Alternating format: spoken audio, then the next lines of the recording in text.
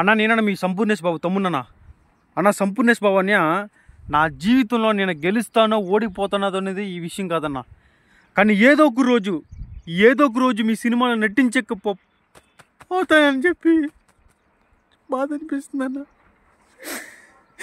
ఇదిగోన్నా అనాథగా ఒక railway station దగ్గర కూర్చున్నానన్న. పని లేక, చేతిలో డబ్బులు లేక.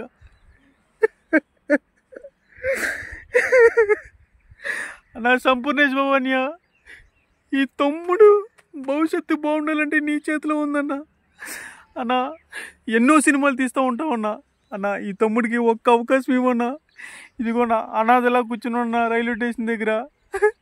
ఆకలేస్తుందన్నా, డబ్బులు లేవన్నా, పని లేదన్నా. అన్న సినిమాలో ఏదైనా ఒక్క అవకాశం ఇవ్వన్నా ప్లీజ్ అన్నా. ఆ వచ్చిన డబ్బులతో మా అమ్మకి నేను సంతోషంగా ఉంటామన్నా. అన్నా సంపూర్ణేష్ బాబు అన్నా, ఈ తమ్ముడు నువ్వు నాకు మా అమ్మ కడుపులో పుట్టకపోయినా కూడా నువ్వు నా అన్నయ్యమన్నా.